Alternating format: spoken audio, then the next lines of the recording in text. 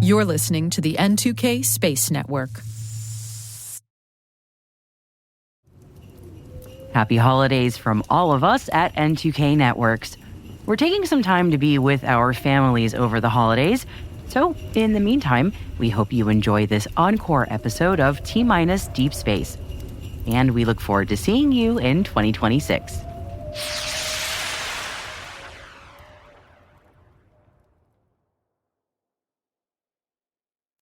Running a business comes with a lot of what-ifs. But luckily, there's a simple answer to them. Shopify. It's the commerce platform behind millions of businesses, including Thrive Cosmetics and Momofuku, and it'll help you with everything you need. From website design and marketing to boosting sales and expanding operations, Shopify can get the job done and make your dream a reality. Turn those what-ifs into... Sign up for your $1 per month trial at shopify.com/special offer. Satellite IoT, or Internet of Things, refers to the integration of satellite networks with small Internet of Things devices, enabling connectivity and data exchange in remote and challenging environments. Now, this allows IoT devices like cameras or sensors or trackers to communicate directly with satellites, bypassing terrestrial infrastructure or going directly to satellite when no terrestrial infrastructure is available. One organization that's offering up satellite IoT services like this around the globe is Iridium. Here with me today to tell us more about what this fascinating technology makes possible.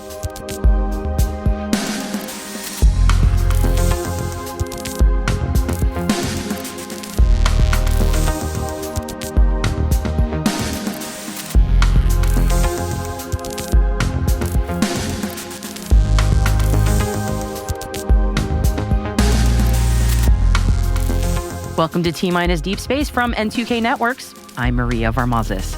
Our guest today is Ian Itz, Executive Director of the Global IoT line of business at Iridium. My name is Ian Itz. I'm the Executive Director for the IoT line of business here at Iridium. And kind of the way that I started my journey in space was through a very small universal bus building company. And so they were building universal buses for the Navy and for the Air Force. And so I was looking for product management jobs coming out of college, and there just happened to be a space startup in the town that I was living in. We're not too far outside of the DC region, and so there's obviously a lot of tech here, a lot of government work. And so that was kind of my entry. And so I was working on, coarse sun sensors and star trackers and things that satellites need to kind of keep their navigation and their orientation.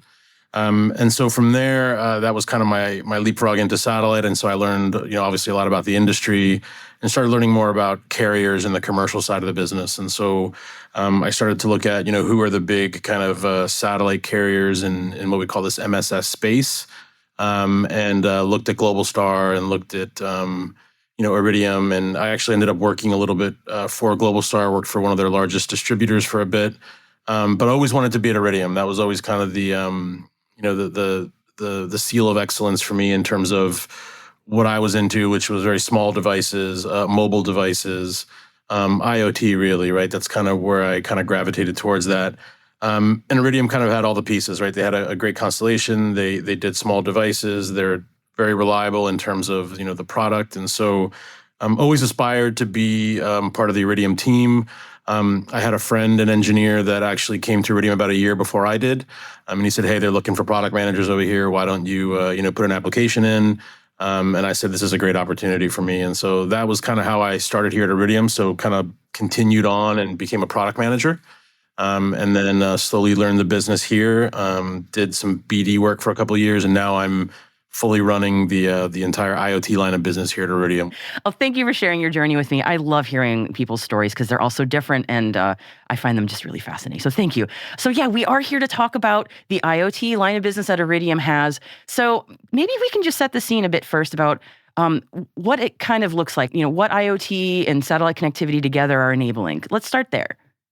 Yeah, absolutely. So, the way that I kind of look at IoT is a little bit of what I described earlier, which is, small devices that are sending small chunks of data. Now, that obviously has, a variety of different meanings for different folks. IoT could be big chunks of data and, lots of information passing back and forth. But when we kind of marry the two, IoT and satellite, what we're really looking at is smaller pieces of data because that's the most efficient way to get that across on the network. And so, from our perspective, IoT is typically small devices with small antennas. In a lot of cases, they can be carried by a human, so by an individual, or they're just getting environmental data from wherever they're at. So it could be tracking an asset, it could be a sensor in a farm, measuring the amount of water in the soil. It could be buoys in the ocean that are measuring, ocean current, salinity.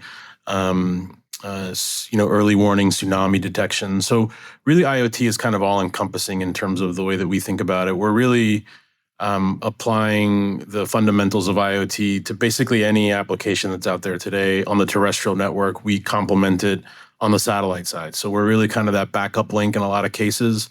But in many cases, for IoT specifically, we are the primary comms. We are operating in locations where terrestrial coverage just simply isn't available. And so our customers look to us to provide, again, kind of rugged, small devices that can be deployed anywhere on the globe. And that's kind of our forte, right? We're really good at these global deployments because we have global connectivity and we've been doing this for some time now. And so when some of our larger enterprise customers come to us and say, hey, we would like to deploy this particular solution globally, that's really where Iridium shines. And so that's kind of the way that we see IoT in general, but small devices, small aperture antennas, low energy, and then typically satellite and cellular are complementary to each other, right? We're bouncing back and forth from one network to another. But that's kind of my world in terms of IoT and satellite specifically. That's so fascinating what this all enables and the places that IoT is being used. I interviewed someone a while ago in Antarctica who's using it to great effect, and it just blows my mind. And I know we think maybe, or I think about IoT as usually small devices sending small amounts of data, but that's changing, right? Where a lot of these devices are sending a lot more information now, lots more data being sent out. And I guess how do you all support that? That must be an interesting advancement for you. Yeah, so what we strive to do is obviously continue to support customers that have kind of those low data rates, and those will always be, a pertinent customer for us. As I mentioned, the ground soil sensors, those things don't go away. They'll be used for quite some time, and they don't send that much data.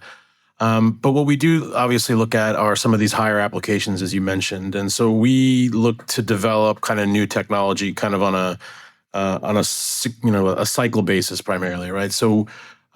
Primarily, we developed core modules that were built for low data transmissions, as we talked about. But we've got some new devices that have just come online that are now able to do more rich data sets. So they're able to send images, for example. They're able to send voice snippets.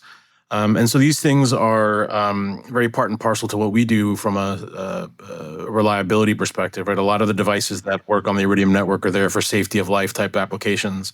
And so the ability to send kind of voice snippets and these images from remote locations kind of aids in those potential situations where somebody is injured. They're able to not only kind of send their location and maybe some text messaging about what's going on, but they're able to then send images about their environment. They're able to potentially talk if they're unable to use their hands. And so we try to offer a variety of services on the network to cater to different IoT applications.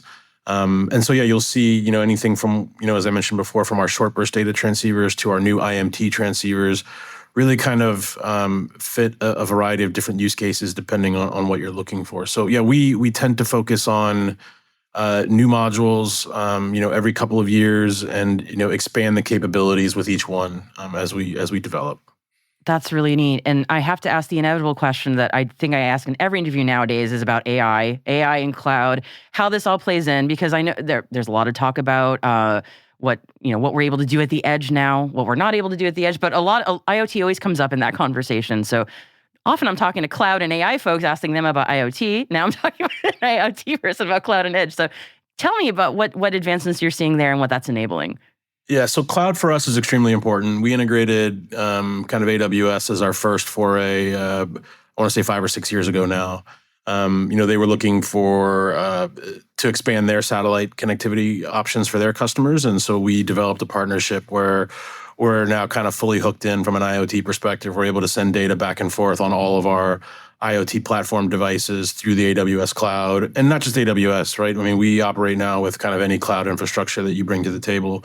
So from that perspective, cloud is of utmost importance. We just want to give customers options. And so we don't charge more for it. It's really just an additional data delivery mechanism. And then obviously there's all of the other features that are built into the cloud, either IoT Core or any of the other kind of security capabilities that are involved, or any of the translation mechanisms that are in there. Our customers are, more and more leveraging the cloud into their own internal applications. And it's really just by virtue of us offering that as a capability, right? We're not doing a whole lot of application building. We're kind of really just leveraging what's already there and then providing the data through our standard interconnects. The AI thing is really interesting to me, specifically because a lot of our customers have been doing this for quite some time, right?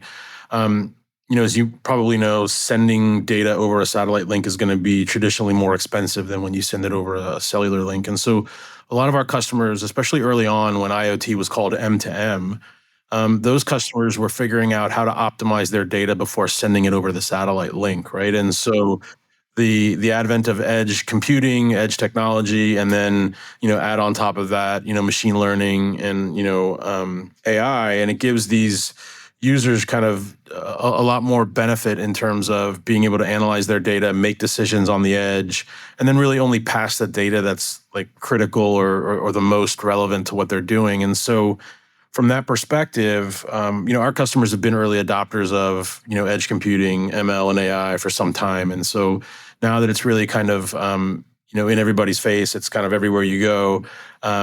It's really just kind of now being adopted by the mainstream. But I'd say that IoT and IoT and satellite specifically, we're kind of leading the front on a lot of those early technologies because it was necessary for them for a cost of operation kind of environment. Yeah, where do you see that going from that? Yeah, I was going to say it's by necessity. It had to happen, Yep. and that's Yep. often when I have those conversations again with the other side of folks. It's like this was a complete necessity is the mother of invention situation. I'm curious where Yep. you see things going, advancements in this area. Yeah, I mean, so for us, I mean, obviously, as our satellite networks get more complex, there's the ability for us to integrate AI into our operations, right? Not that we're doing a whole lot of that today, but as we look towards Iridium's future, and as we look at the potential to fly more satellites, you could potentially see AI aiding in a lot of the what we call the space infrastructure, right? All the things that are required for us to be able to run the network. On the other side, I mean, obviously, we want to continue to foster the adoption of AI by our partners because it continues to be extremely relevant in their types of applications, right? So the more energy that they can save and the more money they can save, frankly, on the data transmissions, the more powerful and the more adoption those devices are going to get. And so, we're really, wanting to foster any of those applications that are leveraging AI by our partners. And that's one thing that we haven't necessarily talked about is Iridium has been extremely successful because of the way that we go to market. And that's primarily just by providing core technology, so the modules and the network, and then our customers go out and create these beautiful, amazing products on the backside, right? So we're not providing kind of a lot of terminals. We provide the core tech and really lean on our partners to create these awesome solutions, these awesome, powerful IoT solutions that are out in the market today. And so we wouldn't be here today. I wouldn't be here talking to you today if it wasn't for the innovation that our partners bring. And so we really do lean on them a lot. And it's really great what they're bringing to the table as we bring new products to market.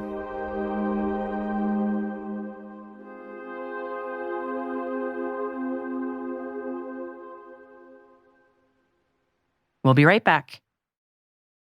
This episode is brought to you by LinkedIn. Healthcare professionals can lead their careers with LinkedIn. Discover jobs by specialty, preferred shifts, and even desired salary. From mental health therapists to radiology technicians, it's now faster and easier for healthcare professionals to find the right fit. Learn more at linkedin.com/healthcare. Side effects may include faster job placement, improved work-life balance, and increased career satisfaction. The Subaru Share the Love event is on from November 20th to January 2nd. During this event, Subaru donates to charities like Make-A-Wish, helping grant more than 3,900 wishes so far. When you purchase or lease a new vehicle during the 2025 Subaru Share the Love event, Subaru and its retailers will make a minimum $300 donation to charity. Visit Subaru.com/share to learn more.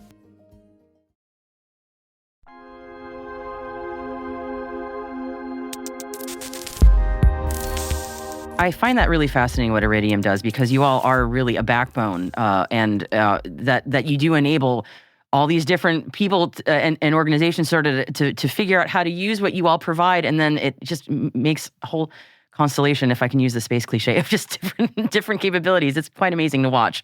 And something that I've been increasingly trying to learn more about is also the phrase is non-terrestrial networks, and just that, again, you guys are a huge player in that. I mean, what enabling all that, and what that looks like and what that's enabling.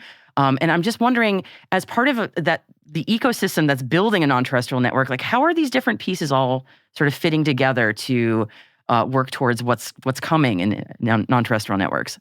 Yeah, absolutely. I think, the vision for the non-terrestrial network is to offer a service that to the consumer doesn't look any different than what they've used today, right? So you're outside of terrestrial coverage, and whether it be, your smartwatch or your phone or your vehicle or whatever it happens to be, falls outside of terrestrial coverage, the transition to satellite and the use of satellite should be, pretty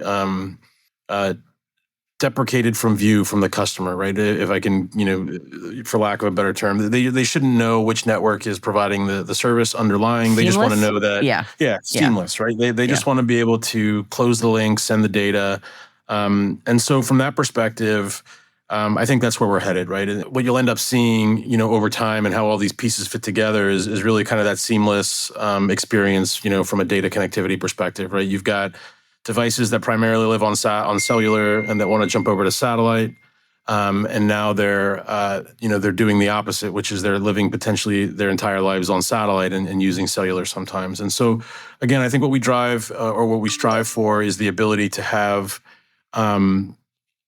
customers, again, that see this kind of seamless experience, and not necessarily know which satellite carrier they're operating on, or that their device is actually on satellite, right? So I think really what we're doing from an NTN perspective is moving towards a more standardized approach, where any manufacturer of a chip or a module can now integrate Iridium into that same module without any additional cost, right? And so that's really the benefit, and that's kind of where all these things fit together, is along the standardization of the satellite networks within existing terrestrial networks. And that's really what's going to make everything kind of, as you mentioned, seamless, Maria, and ensure that that satellite is a connectivity piece that's integral to pretty much any IoT solution that's out there today. Very cool. Could you set the scene for me between like broadband and narrowband when it comes to IoT? Because that's something I really just don't know much about. Yeah, absolutely. So, Maria, I think what we can kind of talk about is kind of this distinction between a lot of these different carriers that are coming online right now, right? I mean, we hear a lot in this space. Space is very hot right now. NTN is very hot right now. So you've got a few different players in this space. The one that we hear about the most is Starlink, right? And Starlink is providing a very broadband-centered service, right? So they're using bigger terminals, bigger antennas, and in a lot of cases, those are fixed sites. But obviously, Starlink has a lot of mobility plans, and so they've got devices that obviously work from a mobility perspective.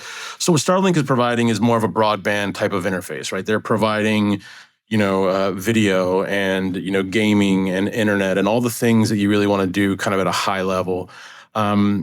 What we end up doing is providing more of a narrowband system, and so we are not providing big pipe data. We're not providing you with internet, and that has a lot to do with the way the constellation is set up and the types of satellites that we have and the spectrum that we operate in, right? And so for us, we're considered a narrowband network, and the reason that is because number one, we're part of L-band, and L-band has its own kind of benefits, and the most important benefit that we have from an L-band perspective is that we're not susceptible to things like rain fade or the weather, right?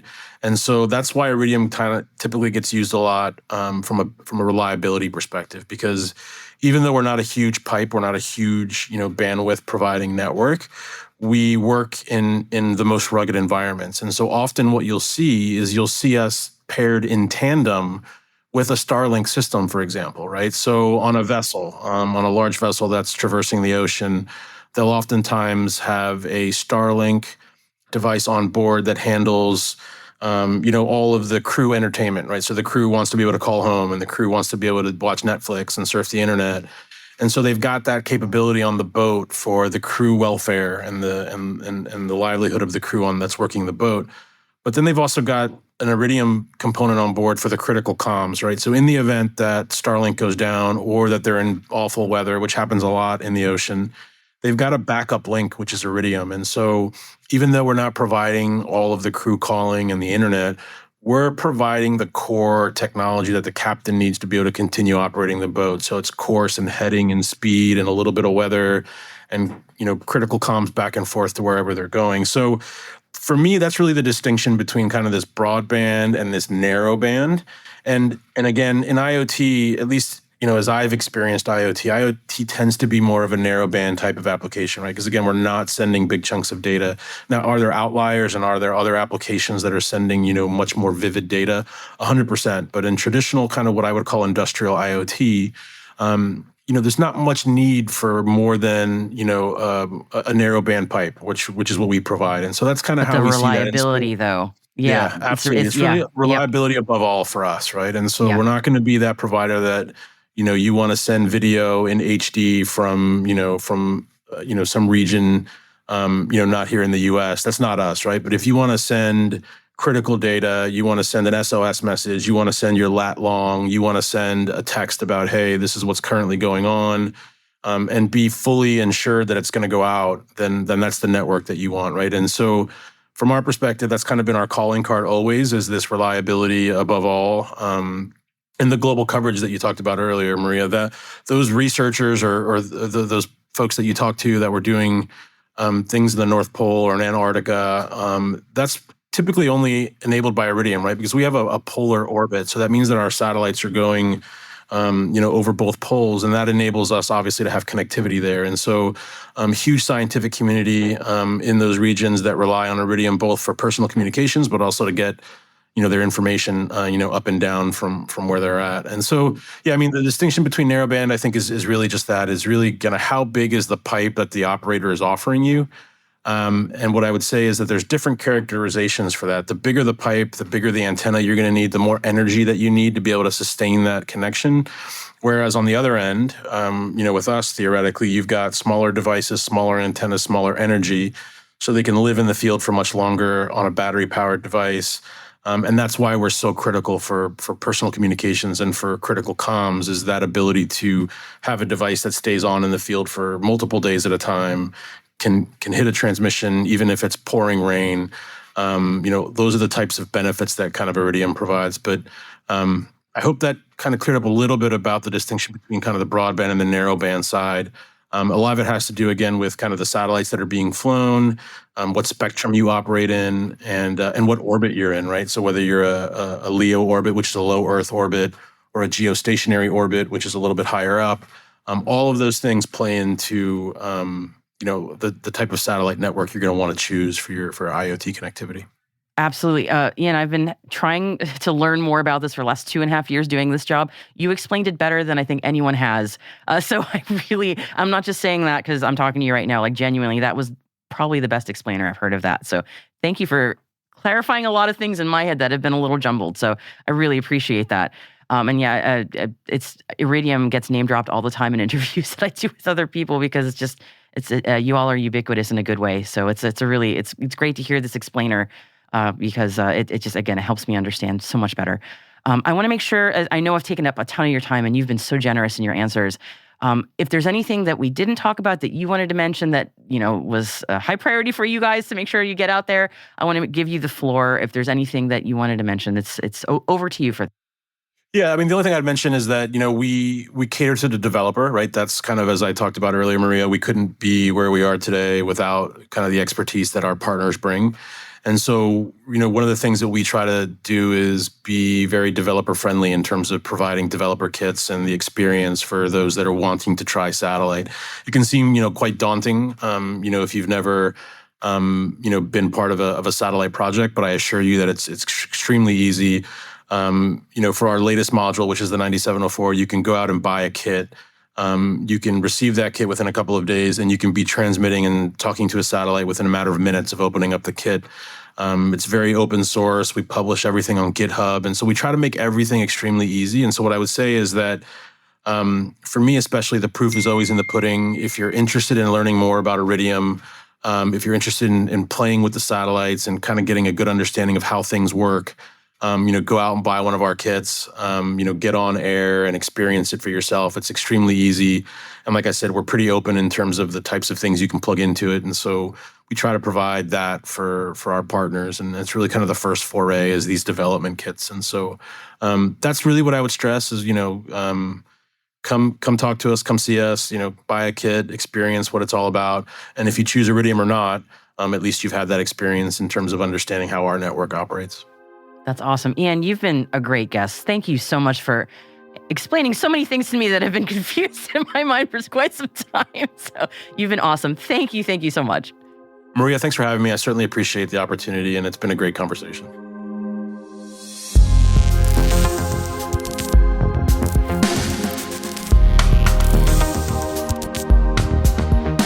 That's it for T-Minus Deep Space, brought to you by N2K Cyberwire. We'd love to know what you think of this podcast. You can email us at space@n2k.com or submit the survey in the show notes. Your feedback ensures we deliver the information that keeps you a step ahead in the rapidly changing space industry. N2K's senior producer is Alice Carruth. Our producer is Liz Stokes. We're mixed by Elliot Peltzman and Trey Hester, with original music by Elliot Peltzman. Our executive producer is Jennifer Iben. Peter Kilpie is our publisher, and I am your host, Maria Varmazes. Thanks for listening. We'll see you next time.